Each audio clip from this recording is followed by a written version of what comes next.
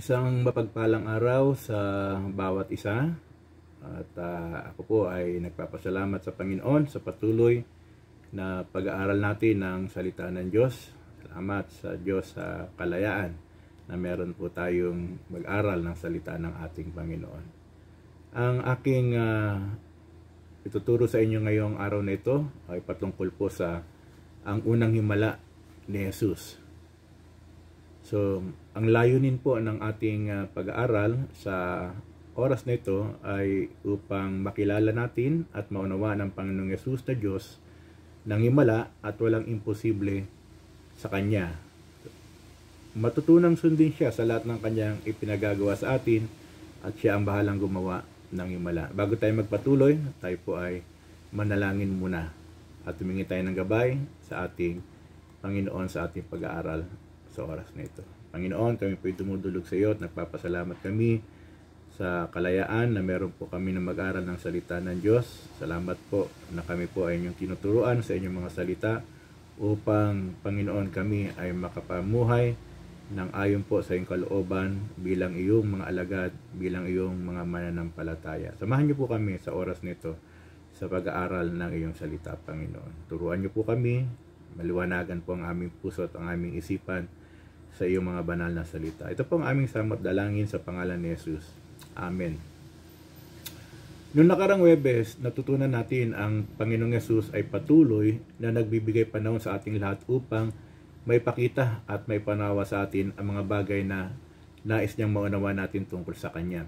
Tayo ay gayon din naman na patuloy na lumapit sa Kanya sapagkat may pangako siya na kailanman hindi niya tayo tataboy. Pahintulutan natin na patuloy tayong baguhin ng Panginoong Yesus ang ating buhay para sa Kanyang kaluwalhatian at para sa ikabubuti natin. So huwag tayong mag-alinlangan sa Kanyang mga salita at pangako at sundin nating mabuti ang Kanyang mga ipinag-uutos sa atin. Ang talatang pagbubulay-bulayan natin sa araw na ito ay matatagpuan natin sa Aklat ni Juan. Sa Aklat ni Juan, Kabanatang 2, 1 hanggang 11. Sa English, John chapter 2, verses 1 to 11. Verse 1, ng ikatlong araw ay nagkaroon ng isang kasalan sa Kana ng Galilea, at naroon ang ina ni Jesus. Inanyayahan din si Jesus at ang kanyang mga alagad sa kasalan. Nang magkulang na ang alak, sinabi ng ina ni Jesus sa kanya, wala silang alak. Sinabi sa kanya ni Jesus, babae, anong kinalaman niyon sa akin at sa iyo? Ang aking oras ay hindi pa dumating. Sinabi ng kanyang ina sa mga lingkod, gawin ninyo ang anumang sabihin niya sa inyo. Verse 6, doon ay merong 6 na tapayang bato para sa kaugaliang paglilinis ng mga Hudyo na naglalaman ang bawat isa ng 2 o 3 bangang tubig. Verse 7, sinabi sa kanila ni Jesus, punuin ninyo ng tubig ang mga tapayan. Kanilang pinuno ang mga ito hanggang sa labi. Verse 8, sinabi niya sa kanila, kumuha kayo ngayon at inyong dalin sa pinuno ng handaan at kanilangang dinala nang matikman ng pinuno ng handaan ang tubig na naging alak at hindi niya alam kung saan ito nanggaling, subalit nalalaman ng mga lingkod na kumuha ng tubig. Tinawag ng pinuno ng handaan ang lalaking bagong kasal at sinabi sa kanya, ang bawat tao ay unang naghahain ng mataas na uring alak. Pagkatapos ay ang mababang uring alak kapag ang mga panauhin ay nakainom na. Subalit hanggang ngayon ay itinabi mo ang mabuting alak. Verse 11. Ginawa ito ni Jesus ang una sa kanyang mga tanda o himala sa Kana ng Galilea at pinahayag ang kanyang kaluwalhatian at sumampalataya sa kanya ang kanyang mga alagad. Sa binasa natin sa verse 1 and 2 ay nabasa natin doon na merong isang event, merong isang isang kasalan sa lugar po ng Galilea, doon sa eksaktong lugar ng Kana. Ang bayan po ng Kana ng Galilea ay humigit kumulang 4 ang milya o 6.4 kilometers mula sa kanilang tirahan sa siyudad ng Nazaret. So si Jesus, si Maria at ang kanyang mga anak, nakatira sila sa Nazaret. At sila ay naanyayahan sa Galilea, sa Kana, no, sa isang kasalan, sa isang mahalagang kasalan na ito, no. So ang kanilang nilakbay ay 6.4 kilometers. So wala po sasakyan sila noon, no, lakad lang 'yon. So inaakala na dahil si Maria at si Jesus at kanyang mga alagad ay imbitado, ang ikakasal ay malapit na kaibigan o kamag-anak, no. So sinasabi, no, ng mga tuturo ng Biblia na itong ikakasal ay malapit na kamag-anak, no, ni Maria o nila Jesus. So sa dahilan na hindi na po nabanggit si Joseph, marahil siya ay patay na sa panahong ito. Kasi huling binanggit si Joseph, no, ang ama, ang asawa ni Maria, no, ang tatay ni Jesus. Sa Biblia, noong 12 years old pa lamang si Jesus, no, huling banggit, no, kay Joseph, no, asawa ni Maria, na tinatawag ding tatay ni Jesus, no, ay sa Lucas kabanatang 2 41 hanggang 51. Kung may panahon po kayo, pwede nyo basahin yan. At doon po huling nabanggit po, no, ang pangalan ni Jose. So matapos may panganak si Jesus, nagkaanak si Maria kay Joseph ng 4 na lalaki at mga kapatid na babae. Hindi po nasabi ang bilang. So si Jesus ay tinatawag na anak ng karpintero, the son of the carpenter. Yan po yung mababasa natin sa aklat ng Mateo 13 talatang 55. Matthew chapter 13 verse 55. So sa verse 3, nagkaroon ng problema, no, yung punong abala. Sa atin kasi sa panahon natin, ang tawag natin doon pag may mga kasalan, yung nag-aasikaso, event coordinator, di ba? Siguro narinig nyo na po yun, no? Pag may mga kasalan, meron talagang nag-aasikaso, no? Siya yung abala, punong abala, no? So event coordinator sa panahon natin. So ang naging problema, naubusan sila ng alak. So hindi nabanggit ang pagkakilanlan ng pinuno ng handaan, ngunit pwedeng isipin na ito ay si Maria, no. Siya ay mayroong bahaging responsibilidad sa handaan sapagkat sa kanya binalita, no, na sabing ganun, Aling Maria na naubusan na po ng alak, no. Na ito sinabi naman niya kay Jesus. Sabi naman ni Maria, anak, no, naubusan na ng alak. So meron kayang lubos na pagkaunawa si Maria na alam ni Jesus ang kanyang gagawin tungkol sa problema, o sadyang bilang panganay na anak at wala na kasi si Joseph o si Jose, ay siya niyang nasasandalan sa panahon ng kagipitan. So parang, ano, tumata yung si Jesus, no, hindi lang kuya kundi tatay na rin ng kanyang mga kapatid. Kaya siguro ganoon, no, ang parang paghingi ng tulong ni Maria, no, kay Jesus. So wala pang himala na pinamamala si Jesus sa mga sandaling iyon. Wala pa siyang ginawa, no. So hindi pa nasaksihan ni Maria na si Jesus ay kumilos sa may malang pamaraan, no. Wala pang history, no. Bagamat alam ni Maria sa puso niya ang tunay na pagkakilanlan ni Jesus, na siya ang Mesaya. Sa verse 4, sabi ni Jesus kay Maria, babae, anong kinalaman niyon sa akin at sa iyo? Ang aking oras ay hindi pa dumating. So walang pag-aalinlangan na si Jesus po ay magalang sa kanyang ina kahit na tinawag niya itong babae sa halip na ina. Ipinapahiwatig lamang po dito ni Jesus na sa pagsisimula ng kanyang ministeryo sa publiko, nagkaroon ng panibagong relasyon siya kay Maria. Gagawin niya na kasi yung ministry, no, yung talagang layunin kung bakit siya bumaba ng lupa.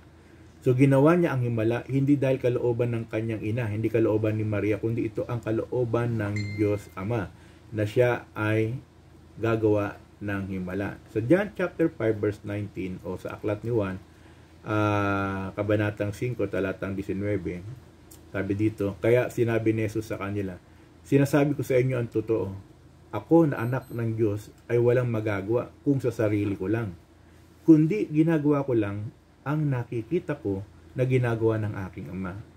Kaya kung anong ginagawa ng ama ay siya rin ginagawa ko bilang anak. Sa aklat po, doon pa rin, no, sa aklat ni Juan, kabanatang 8 talatang 29, ay mabasa po natin ito pong isang phrase na ito, sabing ganun, sapagkat lagi kong ginagawa ang kalugod-lugod sa kanya. So nung sinabi ni Jesus ng aking oras ay hindi pa dumating, ang unang tinutukoy ni Jesus dito ay yung takdang panahon ng Diyos Ama na siya ay mahayag sa pamagitan ng kanyang gagawing mga himala. So ang unang takdang oras sa kanya ng Diyos ay ang himala na ginawa niya dito nga po sa kasalan sa Cana, kung saan sila imbitado, yung buong pamilya, pati yung mga alagad niya. So ang ikalawa na tinutukoy niya ay ang pag-aalay niya ng kanyang sariling buhay. So ito yung isa pa sa mga maraming himala, no? Ito yung talagang pinaka-main, no, na himala na ginawa ni Jesus, na siya ay namatay sa krus para tubusin ang tao sa kanyang kasalanan. Sa verse 5, sinabi ni Maria sa mga lingkod, gawin ninyo ang anumang sabihin niya sa inyo. Kakaunti lang ang mga salitang ito ni Maria, ngunit kailangan bigyan ng buong pansin sapagkat ito ay nagsisilbing payo niya na magbibigay ng kaluwalhatian kay Jesus sa lahat ng henerasyon. Gawin ninyo ang anumang sabihin niya sa inyo. Sa verse 7, no, sabing ganoon, punuin ninyo ng tubig ang mga tapayan. So anong pinagawa ni Jesus sa mga lingkod? Na sinabi ni Maria kung anong sabihin niya, gawin ninyo, sundin ninyo. So itong sinabi ni Jesus sa mga lingkod doon, no, nakasama ni Maria, punuin ninyo ng tubig ang mga tapayan. Sinunod ng mga lingkod ang pinag-utos ni Jesus na punuin nila ang mga tapayan. Kanilang pinuno ang mga ito hanggang labi, no? To the brim, ika nga sa English, no? So sa unang himbalang ito na gagawin ni Jesus, nais niyang maging kabahagi ang tao sa pagpapalang idudulot nito. Pwede naman sana siyang maghimala na magkaroon ng likido ang tapayan, di ba? Ngunit hindi niya ginawa ito kasi alam ni Jesus na kung makikibahagi ang mga lingkod, ang mga tao sa gawain, magiging kabahagi rin ang mga ito sa pagpapala. Dahil sumunod sila kay Jesus, naging kabahagi sila ng kagalakan na dulot ng himala. So ang mga lingkod ay lubos na pinagpala sapagkat sila'y sumunod ng walang pag-question sa nais gawin ni Jesus, at sila'y sumunod ng lubusan at pinuno nila ang tapayan hanggang labi. Kung hindi sila sumunod ng lubusan at nilagyan lang nila ng kalahati ang mga tapayan, pwede, di ba? No? Huwag natin punuin, kalahati lang, hirap maglagay niyan, ang laki niyan. Kung tayo kukuha ng tubig, no? Imagine yun, no? So marahil ay kalahati lang din ang alak na may walang ginawa ni Jesus, no? Kung hindi talaga sumunod ng lubusan ang mga lingkod. So ang ginawa ng mga lingkod na ito ay huwaran ng ating pananampalataya at pagsunod. Tayo ay magtiwala, tayo ay sumampalataya, tayo ay umibig, tayo ay maglingkod kay Jesus na nag-uumapaw sa ating puso. No, tanggapin din natin, upang tanggapin din natin ang pagpapalang nag-uumapaw. Sa verse 8 to 9, sa talatang 8-9, no, kumuha kayo ngayon at inyong dalhin. Ito yung pangalawang utos na ng Panginoong Yesus sa mga lingkod. Kumuha kayo ngayon at inyong dalhin sa pinuno ng handaan at ng kanyang matikman ito ay isang mataas na uri ng alak. So muling nagpakita ang mga lingkod, no, ng lubos na pagsunod at pananampalataya sa sinabi ni Jesus. Wala silang takot na dalhin at patikman sa pinuno ng handaan sapagkat hindi nila alam kung ano ba yun, tubig pa rin ba yun o alak ang kanilang ipatitigin. So malalaman lang nila na naging alak ang tubig matapos na ito ay matikman ng pinuno ng handaan. Tiyak na nag-uumapaw ang kagalakan ng mga lingkod na nasaksiyan nila, no, yung isang himala dahil batid nila ang pinanggalingan nito. Ngunit ang pinuno ng handaan ay walang ganong kagalakan dahil wala siyang alam sa nangyari, sa nangyaring himala. Pero yung mga lingkod, bahagi sila. No? Sa nga, lagyan nyo ng tubig, no? Pinuno nila hanggang labi. Tapos sabing ganun, walang question, dalhin nyo ito sa pinuno ng handaan para maibigay sa mga bisita. Hindi na alam, ano ba, ahalak pa rin, ayun ba, tubig pa rin, no? Ahalak pa rin, pero sinunod. No? At dahil dito, no? Dahil dito, naging masaya sila, no? So, masaya lamang siya sapagkat meron na palang natirang mataas na uri ng alak para doon sa pinuno. Yun lang. Oh, meron pa pala nito, bakit nahuli ito, no? Doon lang siya natuwa kasi hindi na siya mapapaya, no? Doon sa mga bisita ng ikinasal. So, ang bawat tao po ay unang nagain ng mataas na uring alak. Pagkatapos ay ang mababang uring alak kapag ang mga panauhin ay nakainom na. Yun po usually ang diskarte, no? Subalit, hanggang ngayon, sabing ganun, ay itinabi mo ang mabuting alak. Sa sinabi ng pinuno ng handaan na subalit, hanggang ngayon ay tinabi mo ang mabuting alak, ito po yung nagsasaad sa atin ng spiritual na meaning o kapahayagan. No, para sa lahat po ng sasampalataya kay Jesus. Kung ikaw ay hindi pa sumasampalataya, hinahamon kita, sumampalataya ka sa ating Panginoong Jesucristo. Sapagkat sabing ganun po sa wikang English, the best is always yet to come for the people of God. Kung ikaw ay tuturing na ng Diyos, na ikaw ay kanyang anak, no, yung mga inyanda niyang best, no, para sa iyo, matatanggap mo yun.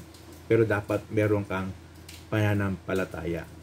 So, ang nangyaring ito sa Cana, sa Galilea, ang unang himalang ginawa ni Jesus. So, yun po yung kanyang first miracle. Hindi po nagpagaling siya, kundi the first miracle, o ang unang himala na ginawa ni Jesus sa Biblia po, do yung tubig, ginawa niyang alak. So, sa pamagitan nito, inihayag niya ang kanyang kapangyarihan at nanampalataya sa kanya yung mga alagad na kasama niya.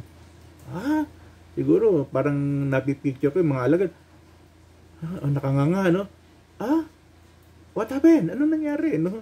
So, bukod sa salita ng Diyos, ay ginagamit ng Diyos ang mga himala sa pamagitan ni Jesus upang lalong maraming manampalataya sa kanyang buktong na anak na ipinadala niya upang maging tagapagligtas na ang tao. Ito po ang dahilan kung bakit nakakarinig pa rin tayo ng mga himala ng Diyos, no? Sapagkat ginagamit ito ng Diyos, no? Himala ng ng kaligtasan, himala ng naligtas sa disgrasya, himala ng kagalingan sa matinding sakit. So lahat ito ginagamit ng Diyos ito para ang tao po ay lumapit sa Kanya at manampalataya. So kung hindi pa tayo, no, nakakaranas po ng himala, no, sa ating buhay, hihintayin lang natin. Sabi nga sa inyo kanina, the best is yet to come. Pero kailangan manampalataya tayo, no, para maranasan din natin yung himala na nilaan ng Diyos sa atin sa pamagitan ng Kanyang anak na si Jesus. So meron bang mga bagay sa buhay mo na kailangan mong panampalatayahan sa kabila na parang imposible na mangyayari ito? Imposible. Alam mo sa iyong sarili na napaka-imposible na ng problemang ito. Wala nang solusyon ito. Pero sabi nga, no, kung ikaw ay isang katulad ng mga nagsiserve doon sa kasalan na yon, sabi ni Jesus, lagyan nyo ng tubig ang tapayan. Nilagyan nila hanggang sa labi. Tapos sabi ni Jesus, dalhin ninyo doon sa pinuno ng handaan. Ginawa ng mga lingkod na iyon. Sinunod nila si Jesus. At dahil sa malang yun, ako ay naniniwala na yung pong mga lingkod na iyon sumampalataya kay Jesus. Sila kasi yung una. No, bukod dun sa mga alagad na kasama ni Jesus, sila yung una talaga na nakakita ng unang himala ni Jesus. At tinitiyak ko sa inyo, no, pagkatapos nun, dahil ilang tapayan yung nilagyan nila, siguro lumabas sila ng pagkatapos ng kasalan, ibinalita nila yun.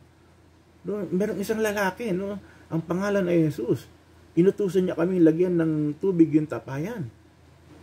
Tapos inutusan niya rin kaming idalhin doon sa handaan. Na narinig namin na masarap na alak. At sila'y sumampalataya. So tayo, no? Tayo, hindi pa tayo tumatanggap ng mga himala ng Diyos. Pero kung hihingiin natin sa Diyos, ano man yan, matinding problema sa anak mo, no, sa relasyon mo sa asawa mo, sa trabaho mo siguro merong may sakit sa iyong mga mahal sa buhay, bakit hindi mo hingin sa Lord, no, yung unang himala na pwedeng gawin ng Diyos sa iyong buhay? Sapagkat ang isa sa pinakamagandang himala na gagawin ng Diyos sa iyong buhay kapag ikaw ay sumampalataya sa Kanya, pangalawang himala po na gagawin ng Diyos sa pamagitan ng Kanyang anak na si Jesus, ang pagbabago ng iyong buhay. Himala po yan, malaking himala yan. Malaking himala yan. Marami na pong mga akong nabasang kwento ng mga lalaki at ng mga babae, no, mula sa isang buhay na nasadlak sa kasalanan, sa kasamaan, nung marinig ang ebanghelyo ni Jesus, sumampalatay sila sa kanilang puso na bago yung kanilang buhay. Siguro baka nakakarinig kayo ng mga ganyang kwento, no? Yung mga ang mga preso no na Bible study sa loob, no, na born again sila, paglabas nila, ayun, naging pastor, no? Naging pastor, naging tagapagturo ng salita ng Diyos. Maraming ganyang kwento. Kaya ikaw, no, inahamon kita sa oras na ito, no? Magtiwala ka kay Jesus. Baka pagkatapos ng iyong pagtitiwala kay Jesus, dumating ang himala ng Diyos sa iyong buhay. Maaring hindi sa iyo, sa iyong asawa, sa iyong mga anak, sa iyong mga kamag-anak, no, na merong sakit. Sabi ko nga sa inyo kanina, yung mga himala ginagamit ng Diyos para tayo ay lumapit sa Kanya. Para sa akin, sa puntong ito, isang himala ng Diyos sa akin, no, kahit na po ay lumalabas, no, pupunta sa Rodriguez, nag-start na ng church, no, sa mga baka pag ako pupunta ng mall, may bibilihin. Kapasalamat ako sa Diyos na hindi pa ako na-infect ng COVID-19 o coronavirus. Ito po isang himala. No, kayo nakakapagtrabaho pa kayo. Isang himala yan, di ba? Kasi marami nang nadisgrasya dahil sa coronavirus na ito. So, isang himala sa buhay natin yan, dapat ipagpasalamat natin. So, yun po mga kasama ko dyan sa CGH, no? Ito po yung ating pagtuturo po every Thursday po, no? Ito pong araw na ito, no? Itong Webes na ito, na nag-aaral tayo ng salita ng ating Panginoon. So tayo po ay lumapit sa ating Panginoon. Tayo po ay manalangin po. Ako po, Panginoon, kami po nagpapasalamat sa iyo sa araw na ito, Panginoon, sa oras na ito, sapagkat alam po namin na wala pong imposible sa iyo, Panginoon. Lahat posible. Magagawa niyo po, Panginoon, para sa mga taong naghahanap po sa inyo, Panginoon.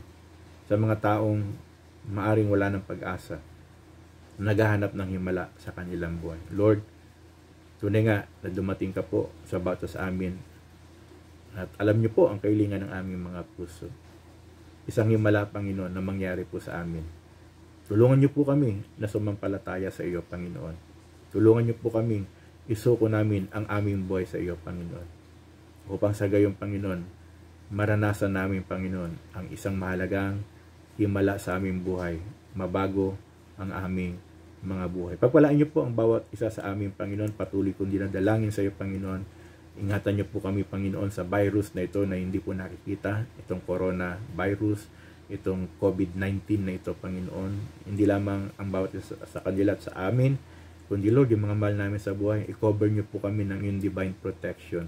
Wala pong ni isa man sa aming, Panginoon, ang ma-infect ng coronavirus, sapagkat hindi po namin alam kung saan lugar meron, Panginoon, sapagkat hindi po namin nakikita. Pero ikaw, Panginoon, hindi namin nakikita, na maaari namin pagkatiwalaan, Panginoon, na siyang mag-iingat po sa amin. Kaya nga, palakasin niyo po kami sa aming katawan, ang aming immune system, palakasin niyo po, Panginoon. Salamat po sa lahat ng pagpapala po, at patuloy kong dinadalangin ng bawat isa, natanggapin po nila ang iyong mga pagpapala, Panginoon, sa araw-araw po ng kanilang buhay, Panginoon. Maraming po salamat sa iyo. Ito po ang aming samot dalangin sa pangalan ni Jesus. Amen. Amen po. So, God bless you all po. Muli po sa susunod na Webes na ating pag-aaral po. So, bye-bye po. See you po again online. And hopefully po, dumating na po yung panahon, susunod na mga buwan or hindi natin alam, na ako pa rin po nagpe-pray na magkaroon na po tayo ng physical, no? Na talagang makikita-kita tayo na nag-aaral ng salita ng Diyos. So, namimiss ko na po yung santol doon, no? Yung santulan doon po sa kabila po na ginagawa natin Bible study. So, ingat po kayo, no? Ingat po kayo na kayong po mga professional driver. Ingat po kayo. Ingat. God bless you po and bye-bye. See you next Thursday. Amen.